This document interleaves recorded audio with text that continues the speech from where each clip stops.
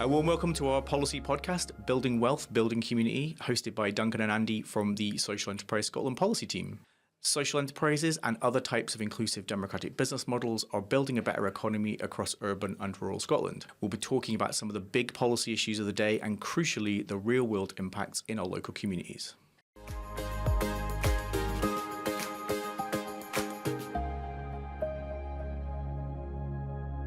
So we can say hello and welcome to the Social Enterprise Scotland podcast, Building Wealth, Building Community. Today we're talking about social enterprise in Scotland and what we do as Social Enterprise Scotland. And we have me, Andy Patterson, Policy Officer at Social Enterprise Scotland. We have Duncan Thorpe, Policy Manager at Social Enterprise Scotland. And our special guest today, Amy Spence. I'm the Membership Officer at Social Enterprise Scotland. And Duncan, do you want to start us off with kind of what social enterprise is? I believe that you've worked in the sector for a period of time that you're very proud of. Yes, a very long time.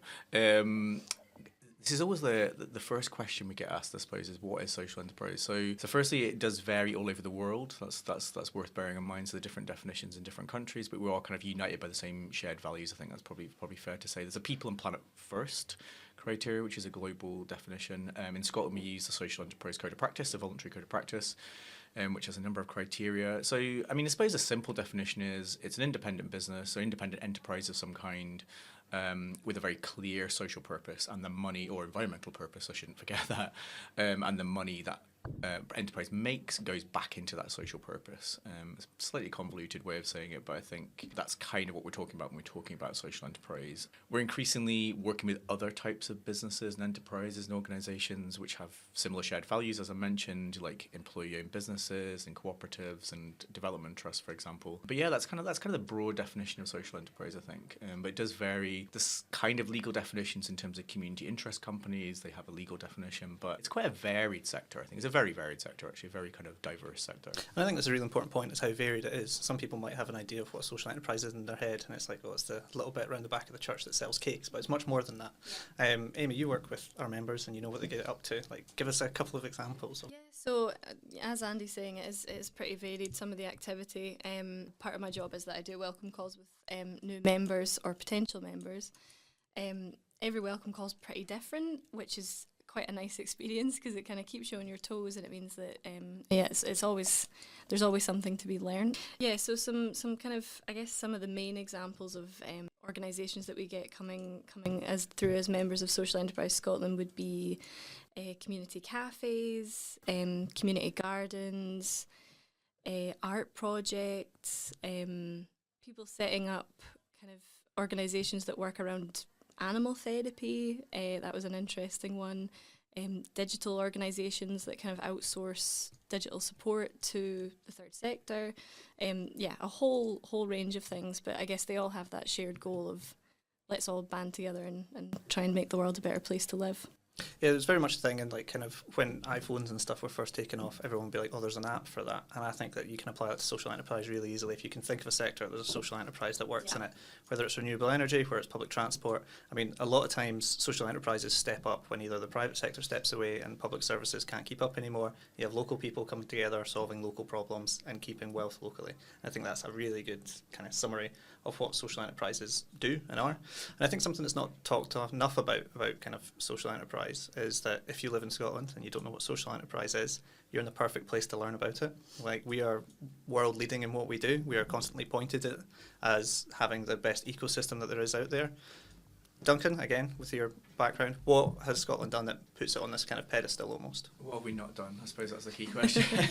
Probably everything. So things like Social Enterprise World Forum was founded in Scotland, founded in Edinburgh a number of years ago, which is travels the world every couple of years now, and that's really selling that message of social enterprise to many different audiences, but also showcasing Scotland as a place to do social enterprise. We've had specialist business support through Just Enterprise and other organisations that are part of that, like First Port, for example, and Social Enterprise Academy.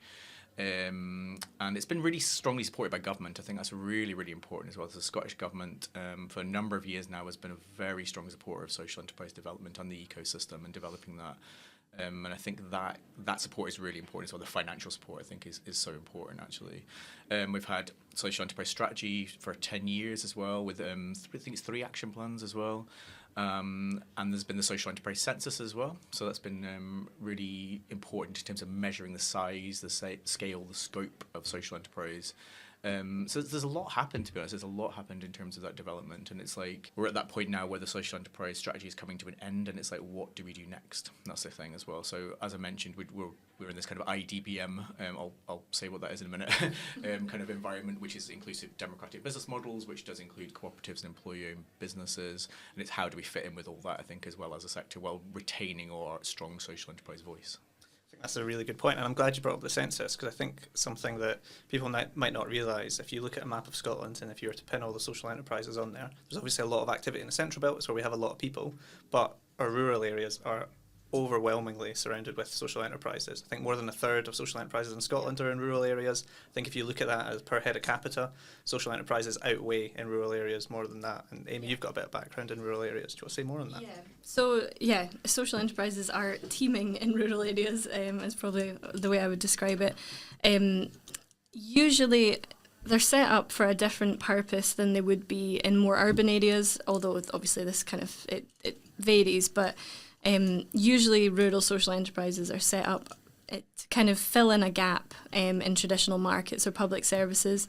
So, for example, I know of one community where a really, really small village where they had a petrol station, which was also their community shop. It was also kind of where people met and socialised as well. When that organisation was going to close, it was going to be really detrimental to the community. And it would probably result in a lot of rural depopulation as well, which is a big issue. So the community banded together and decided that they were going to take over the petrol station and put it under community ownership. So I think this is just a kind of prime example of how rural areas step up, really, fill in that gap that is so vital to keep rural services running. And those issues that you talk about kind of cut to what we do as well, as me and Duncan as part of the policy team. Like, those are things that you've mentioned which we were worried about and we actively work with to try and resolve. Depopulation is obviously a really crucially big one. But you've also got people creating kind of social enterprises to tackle these issues head on who might not necessarily be aware of these kind of like policy answers to this. So we encourage members who are part of Social Enterprise Scotland to come speak to us, give us your experience on the ground, because that is unbelievably valuable. But Amy, for example, I've got an idea to start a social enterprise in a rural area, and I've signed up. Where would I go? What's the kind of go-to steps, for example, of setting up a social enterprise in Scotland? So initially, what I would usually kind of recommend is you would link in with First Port, first of all, the first port of call for social enterprise in Scotland. They would kind of advise you on a number of issues. Obviously, joining Social Enterprise Scotland is also useful as well, because we can kind of point you in the right direction and signpost to the relevant information. In terms of legal structure, that can be quite complicated, and it's not a one-size-fits-all for any organisation. So we usually kind of advise that organisations take a little bit of legal advice in that area. We work quite closely with a social enterprise themselves that provides that legal advice specifically for the third sector.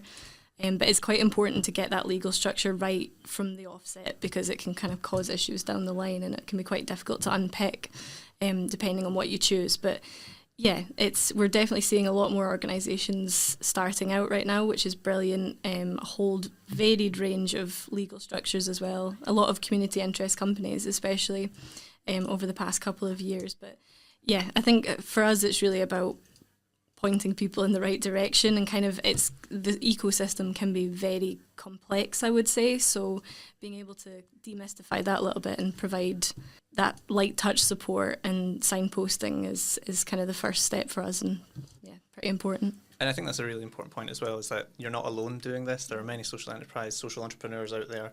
We can feed you in with local networks as well. So Edinburgh and Glasgow have their own social enterprise networks called eCen and GCen, which stands for Edinburgh and Glasgow. There's also Rural Cen as well. Duncan, what's your experience been with working with the social enterprise networks that we have Scotland as part of the national body? Yeah, I think they're so important. They're so important. I think in terms of your first point of call, setting up a social enterprise is First Port, for example, which is a national agency, but connecting locally, I think, is so important. Yeah. So that peer support from existing social enterprises, from your local social enterprise network, if there is one, of course, and also third sector interfaces and organisations like that. There's lots of support out there, I think, at a local level. So I think a lot of it's about relationship building. It's about meeting people who are doing something maybe similar to what you're doing, and they can share their learning, all this kind of stuff. I think it's so important. But it's that point about, I suppose, complexity as well. So it can be a complex sector. It can feel a bit overwhelming about setting up a social enterprise, and that's obviously the job of the support agencies like ourselves to really help with that and really help people decide. And as you said, setting up in the right way is so important as well. And there's lots of business models to consider. So don't be put off by the complexity. I would say just get the right support. Approach ourselves, First Port, local social enterprise network, and just get the support, because the support is there.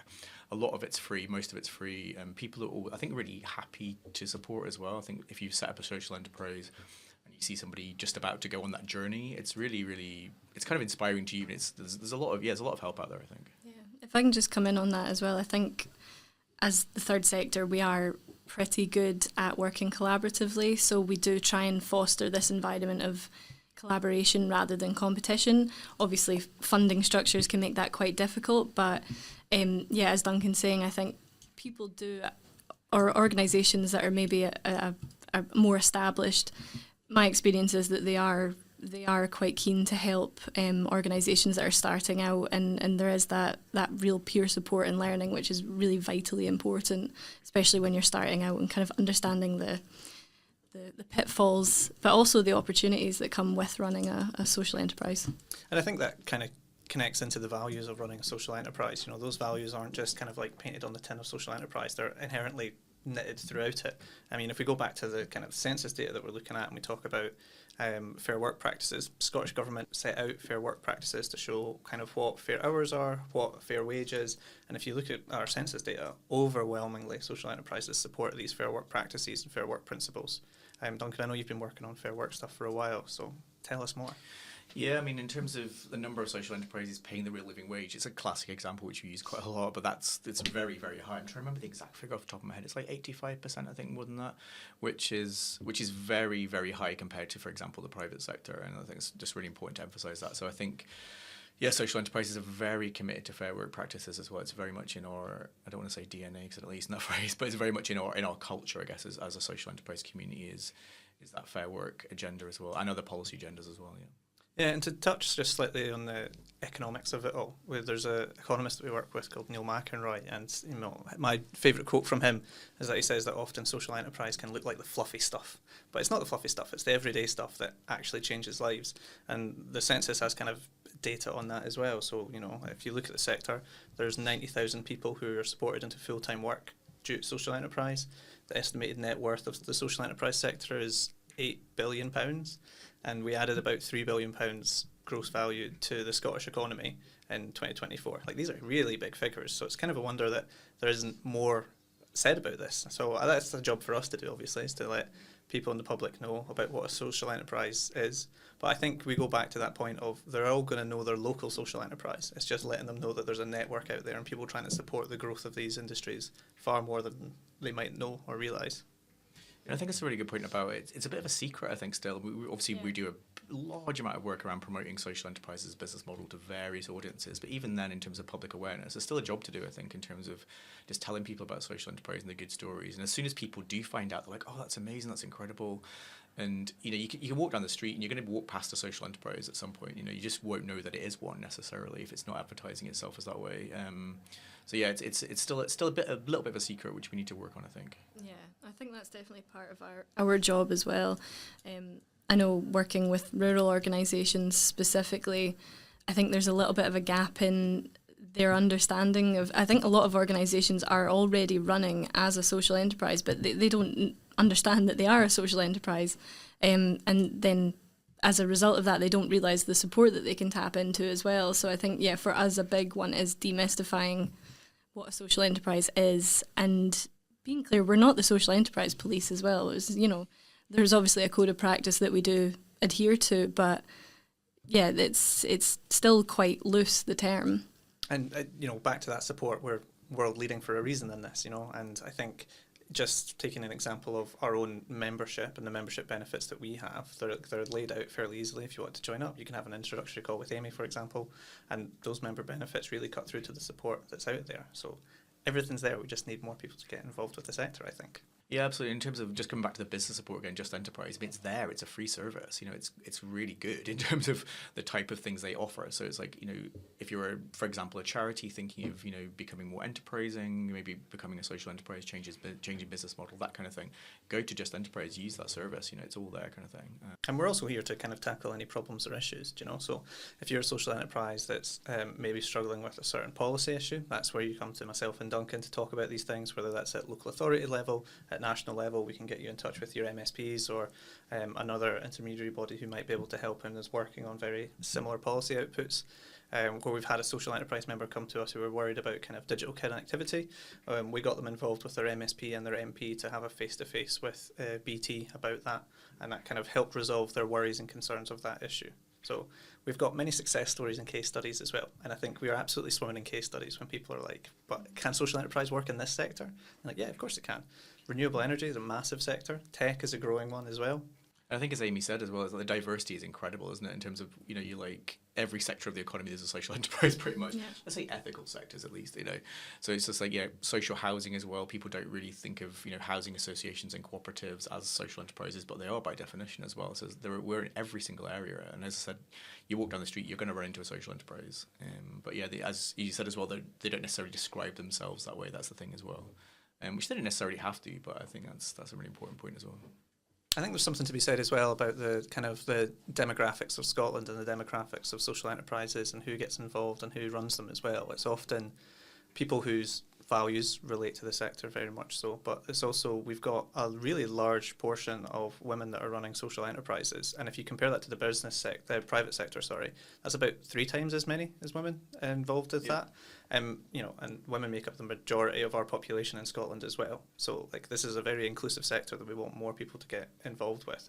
Yeah, absolutely. In terms of, I suppose social enterprise is very personal. I think that's the thing as well. So you often find pretty much all the time that every social entrepreneur you encounter has some kind of personal story.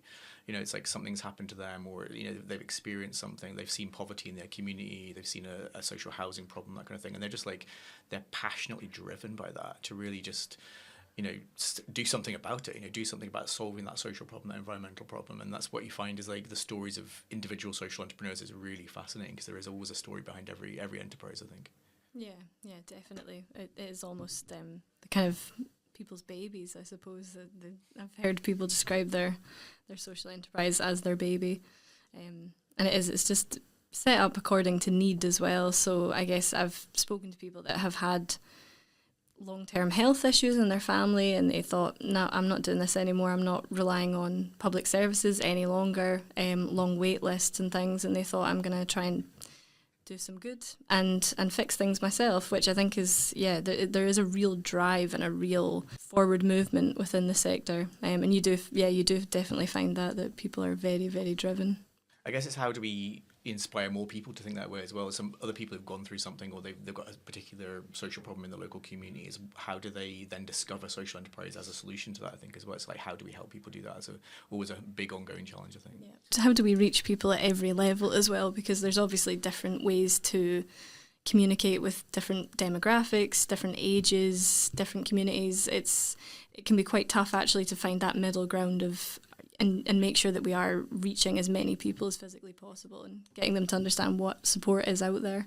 Yeah, and I think that's really interesting, is that balance piece, because we've got people who want to make immediate change right now, and from a policy perspective, changing policy can take years, if not decades, and that can be a really frustrating mix of people kind of looking for things to change right now. I am cautiously optimistic for the next couple of years ahead. We've got the passing of the Community Wealth Building Bill, which empowers social enterprises and ensures that local authorities have to work with their local social enterprises and make sure that they're connected in via kind of procurement and their local spend. There needs to be support, there needs to be development of these social enterprises in these areas. So I think we have a case for optimism, which I know people might be looking at the current political climate going, what are you talking about? But seriously, the numbers on the ground with people getting involved, I think there is a really strong case here for greater work happening across the kind of the sector and across the whole of Scotland. And it's something that I think Scottish Government needs to kind of look at and see as well. This is not a sector that should just be kind of, here's some grant money, do what you can. This is like, oh no, this is an active investment actually, because I think it's almost like every pound that you put into a social enterprise, you'll get £3 or £4 back. That's an economic benefit, social benefit, and environmental benefit as well.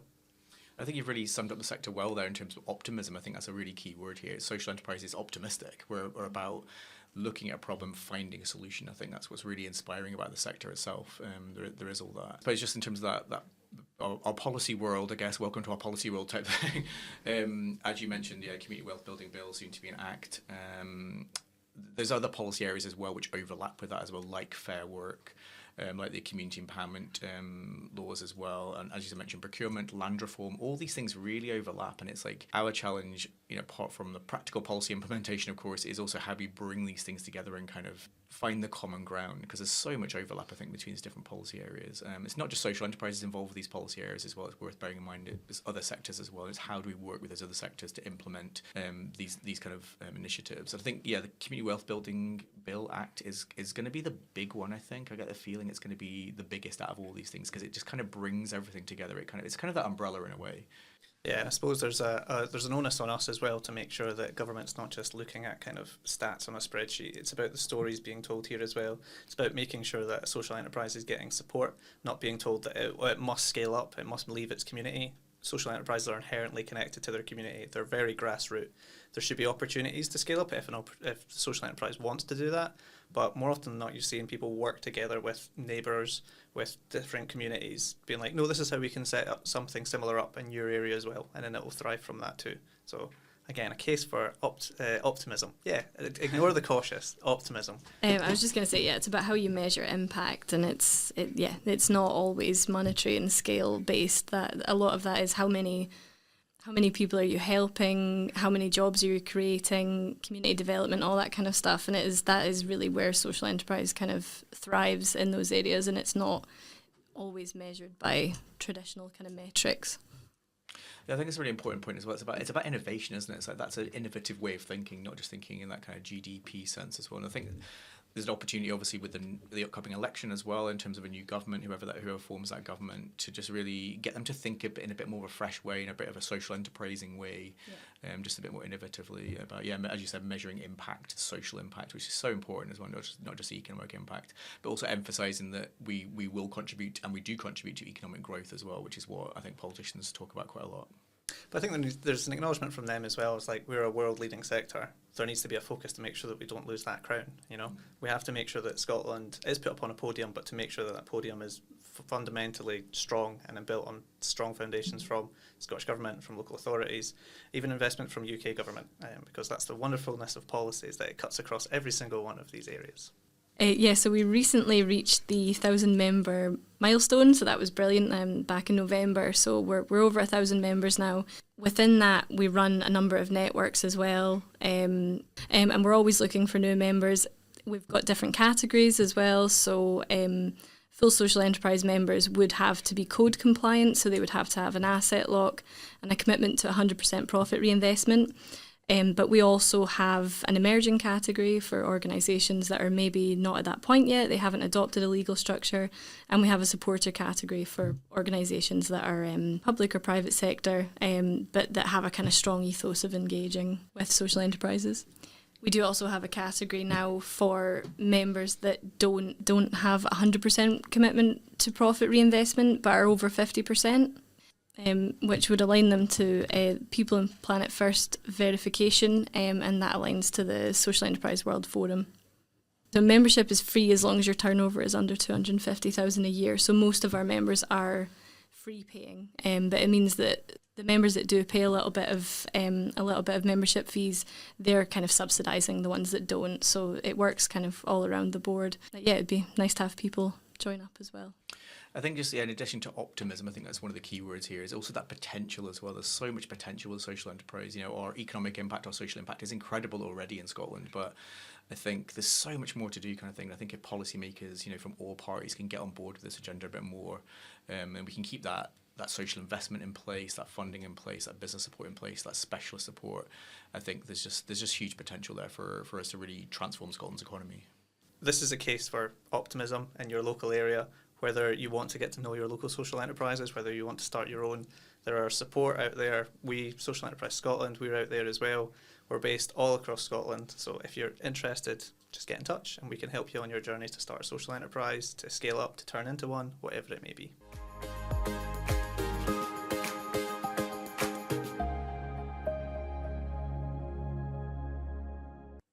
Thanks for listening, folks. This has been Building Wealth, Building Community, Social Enterprise Scotland podcast with me, Andy Patterson, and Duncan Thorpe.